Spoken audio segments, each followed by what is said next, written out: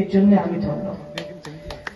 আসলে যদি মনে করেন যে আপনাদের আরো অনেক কিছু প্রয়োজন আছে আমি জানি, কিন্তু আমি যদি সব প্রয়োজন মেটাতে পারলে আমারই তো ভালো লাগবে, তাই না? তো আজকে মঞ্চটা করতে পেরেছি, আমি বলতে পারছি যে হ্যাঁ আমি করেছি, আমাদের দল করেছে, আমাদের সাংসদ হিসেবে আপনারা আমাকে ভোট দিয়েছেন, আমার কাজ করার কথা সেই কাজ প্রমাণ দিয়েছি। সেরকম যত বেশি করতে পারবো কাজ, তত বেশি আপনাদের ভালো লাগবে এবং আমার প্রশংসা পেতেও ভালো লাগবে।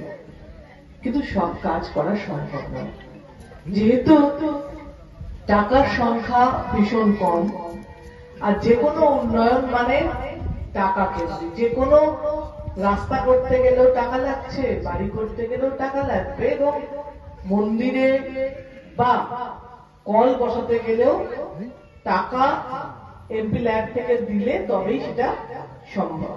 তাই জন্য অঙ্কের হিসেবে যে টাকাটা পাওয়া যায় এমপি ল্যাবে, সেটা 7টা বিধানসভায় ভাগ করলে খুব কম হয়। তাও আমি চেষ্টা করি। অনেকে আমাকে, যারা আমার থেকে সিনিয়র, তারা বুদ্ধি দেন যে বড় বড় কাজ করে টাকা শেষ করো, কিন্তু আমি সেটা করি না। আমি মোটামুটি গ্রামে গিয়ে গিয়ে তাদেরকে জিজ্ঞেস করি কি দরকার। অনেকে অনেকে ছোট ছোট কাজ বলে যেটা আমার পক্ষে সম্ভব হয় এবং এটা করতে যায়, করতে পারে। তো সেই জন্য সবসময় আমার প্রতি বিশ্বাস রাখবেন যে আমি যেটা করতে পারি সেটা করি, আর যেটা করতে পারি না সেটা আমার ক্ষমতার মধ্যে। আমি এরকম নয় যে প্রথমবার থেকে জিতে চলে গেছি, আমি ভোট নিয়ে পালিয়ে গেছি, তা তো হয়নি।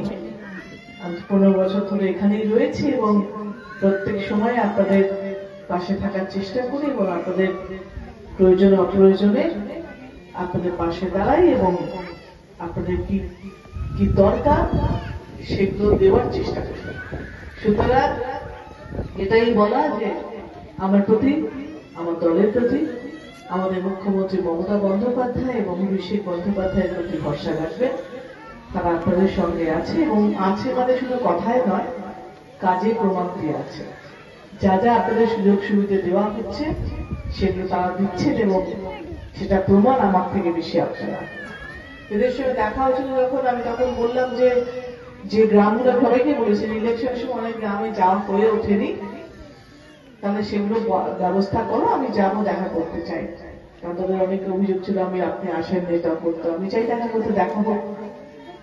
আবার এদের দোষ কোথায় জানেন? দেখা হলো তখন ওদের মনে পড়লো হ্যাঁ আমাদের না একটা মঞ্চ ওখানে ওপেন হয়নি। আরে আমি তখন দেখা না করতাম তাহলে এই মঞ্চ ওদের ওপেন করতেই হতো না, থাকতো বছর 3-4 পর দেখা হলে হতো। আর যখন দেখা হয় তখন বলতো চলো, আমি আজকে আসার সময় বললাম যে আচ্ছা ওদের ভান্ডারীদের সঙ্গে দেখা হলো বলে ওরা বললো, দেখা না হলে বলতো না তো। তো এটাই হচ্ছে, ওদেরকে ধরবেন বারবার। আমাকে যদি আনতে হয় এখানে বারবার, ওদেরকে ধরতে হবে যে নিয়ে এসো নিয়ে এসো নিয়ে এসো। আমি আসতে চাই সবসময়, আমি এই জন্যই আছি, আমার কাজের জন্য। শুধু কাজ চালো, আমি গল্প করতেও আসতে পারি, কোনো অসুবিধা নেই। আপনার সঙ্গে দেখা হলে ভালো লাগবে এবং এই ভালো লাগা নিয়ে এত বছর বীরভূমে আছে এবং আপনারা আমাকে ভালোবাসেন বলে এত বছর কাজের সুযোগ দিয়েছেন, কাজ করার সুযোগ দিয়েছেন।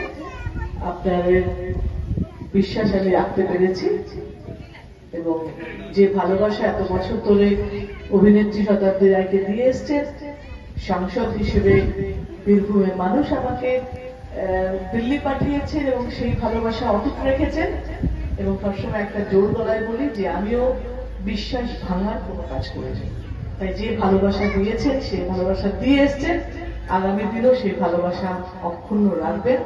আমি আপনাদের সঙ্গে আছি, আপনাদের পাশে আছি, আপনাদের জন্য আছি। ধন্যবাদ জানাই।